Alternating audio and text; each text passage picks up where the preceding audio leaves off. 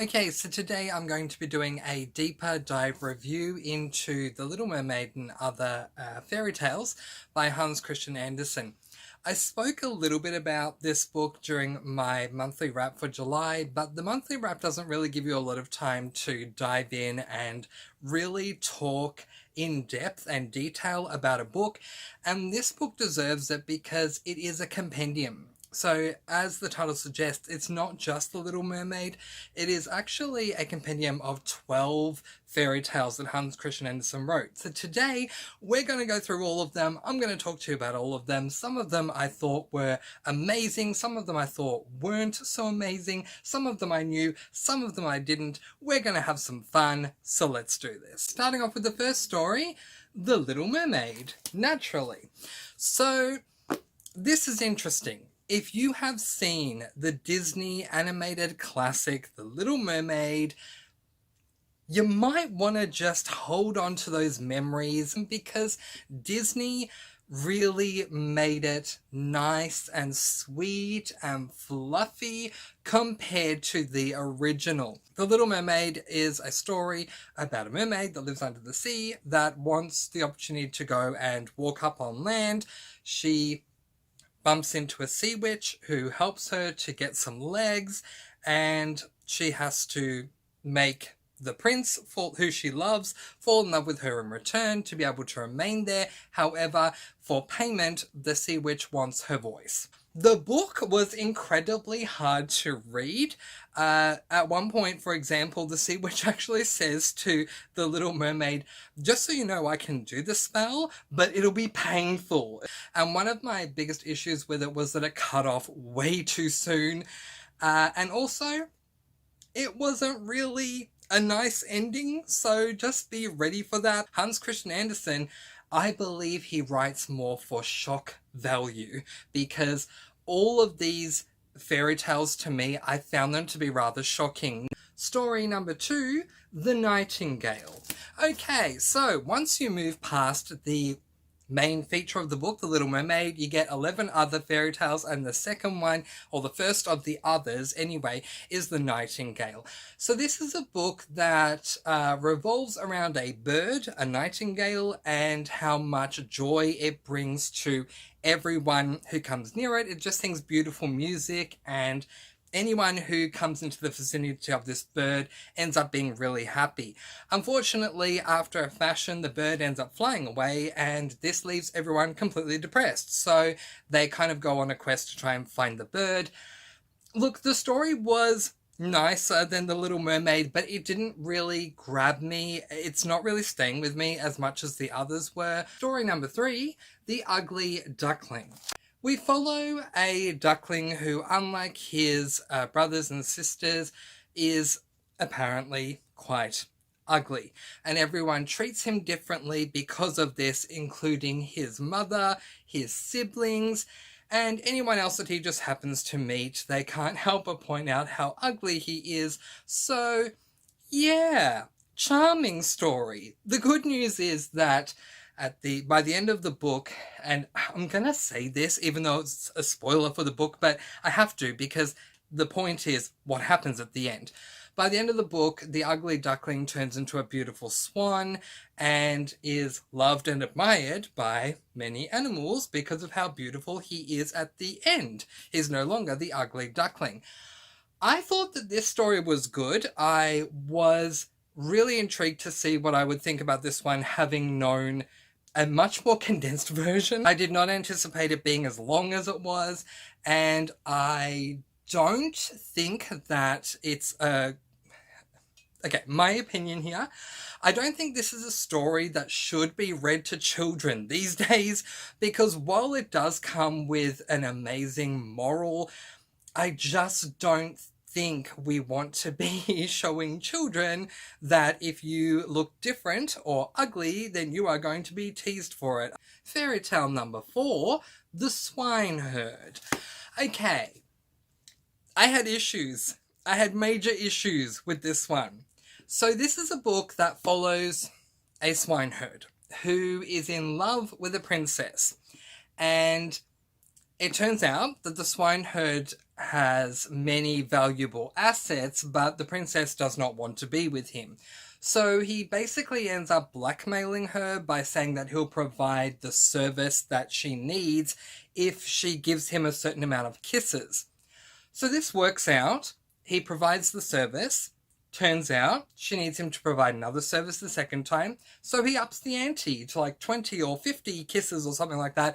And I just really didn't appreciate what this story was trying to do. It was a shorter story, so I was happy about that, but I just didn't appreciate the story overall. Fairy tale number 5, The Tinder Box. Okay, I loved this fairy tale. I think that this fairy tale, The Tinder Box, is arguably my favourite in the entire compendium.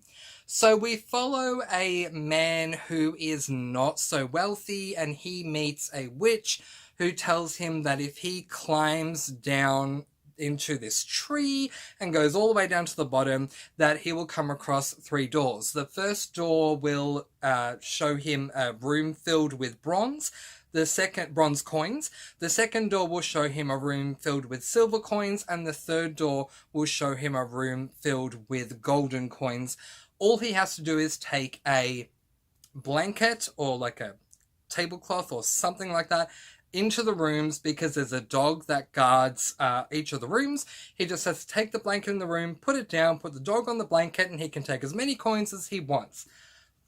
I honestly thought that there would be a lot more to this deal, but there wasn't. He's able to take the coins and leave, and that's not the whole story, so I'm not spoiling that for you. But once the prince gets back out, the witch... Oh, sorry, I forgot to mention this. The witch also wants him to retrieve a box for her, and this is known as the Tinder Box. The witch does not end up getting the box. I'll say that much. The person that we follow leaves with the box, and when he strikes the box, one of the dogs from the rooms appears and assists him in a situation. And he learns that every time he strikes the Tinder Box, a dog will come and help him from one of the rooms. I just really loved the Tinder Box so much, and I highly recommend it. It really surprised me in a good way after the fairy tales that I read that came before it. And the award for the shortest fairy tale goes to The Princess and the Pea. So I have heard of this fairy tale before. I did not know that Hans Christian Andersen wrote it, but also, I have read a much longer version than what was provided. In this compendium, that story is 2 pages long, and really next to nothing happens. So, okay, how can I say this without giving away spoilers when it's 2 pages long and next to nothing happens? We have a woman who comes to a castle, and they're trying to determine if she's a princess or not. They decide that the only way to determine this is to place a pea under her mattress, and if she feels it, then she's a real princess. Now, that's how this version went. It was literally 1 woman, 1 test, the end, 2 pages long. The versions that I've read prior to this one involved many women coming to the castle and stating that they are princesses, and they had to try and work out which one was a real princess and who were the fakes.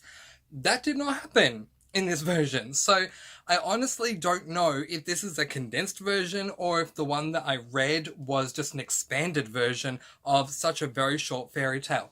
So I was let down by the fact that it was so short, considering that I'd read a much longer version previously. I think that the longer version is really, really good because it's an ingenious idea. Place a pea under a mattress, and that will be what will be the tried and true way to find out who is the princess. But with this one, because it's so short, by the time you get invested in what's going on, the story's over. So, I mean, I do recommend it if you have like 5 minutes to read something. But aside from that, it's probably one that you could skip this edition of and read the longer version. Fairy tale number 7, The Emperor's New Clothes. Okay. This is a very cheeky fairy tale. So we're following a king and two swindlers, and the swindlers are telling the king that they make the finest silk clothing ever created, and only a fool would not be able to notice it because it's so fine. But if you're not a fool, you can definitely see it.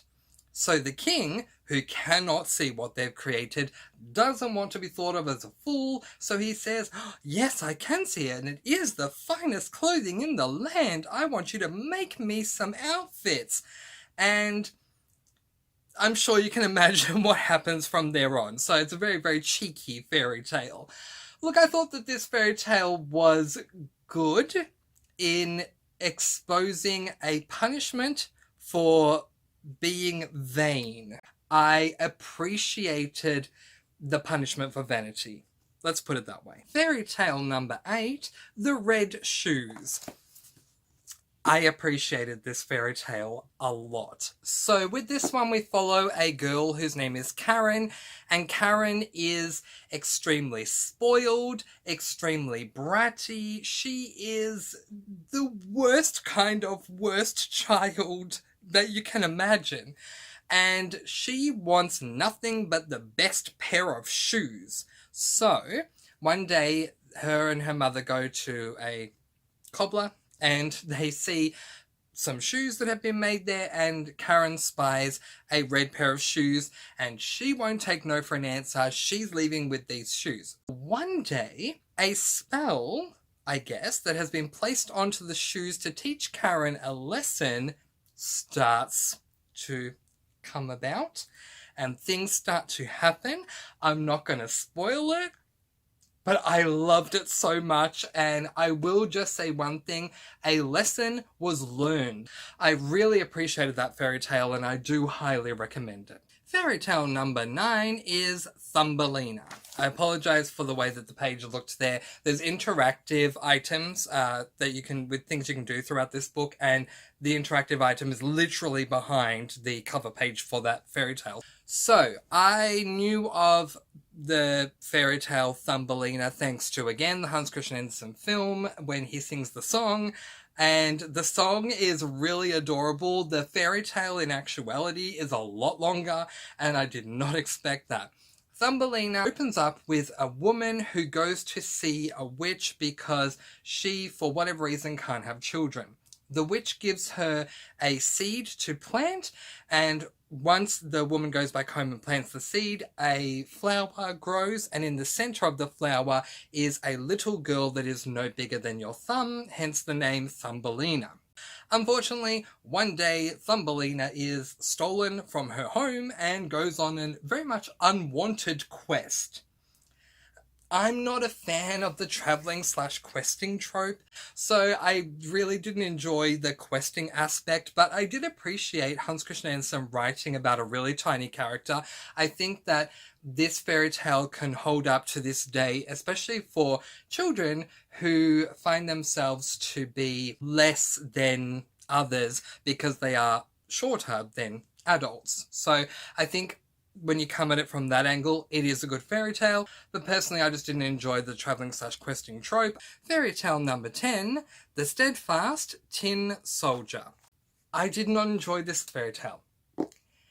This fairy tale revolves around a tin soldier, and let's just call it the Toy Story trope, where we have tin soldiers who come alive when no one else is around, but when they're there, they have to be still. So, the Toy Story trope, basically, but written way before Toy Story. A tin soldier who is special because unlike his compatriots, he only has one leg. I really appreciated that, because anytime that a deformity can be highlighted as a good thing, I think that that bodes very well for readers, especially readers who may have a deformity or know someone who has. I think it's just a great idea to celebrate those sorts of things. And one day, this tin soldier falls out of the window and, yes, you guessed it, goes on a quest. And I wish that he hadn't fallen out of the window, honestly, and he just stayed in the room and that everyone just loved him in the room. Fairy tale number 11, The Little Match Girl. Okay, This fairy tale revolves around an unnamed protagonist who is a little girl who is walking down the street barefoot. She finds a box of matchsticks, and to keep it as spoiler-free as possible, all I'll say is every time she strikes a match, something happens. I think it's a wonderful idea for a fairy tale. It was short, but not too short. So it was perfect length, and I highly recommend it. And fairy tale number 12, The Snow Queen.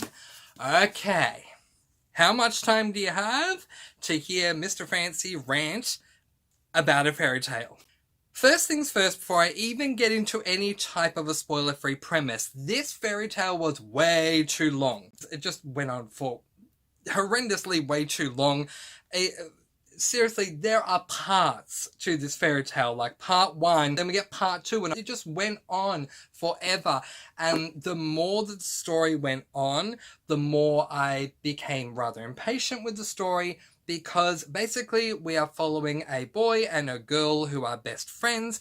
One day the boy goes out sledding and he meets a woman who is very kind to him, and she ends up stealing him away and taking him to her castle, giving him everything he needs so that he is blissfully unaware of the fact that he's been kidnapped. Meanwhile, his friend goes out on a questing adventure, again my least favourite trope, to try and find her friend.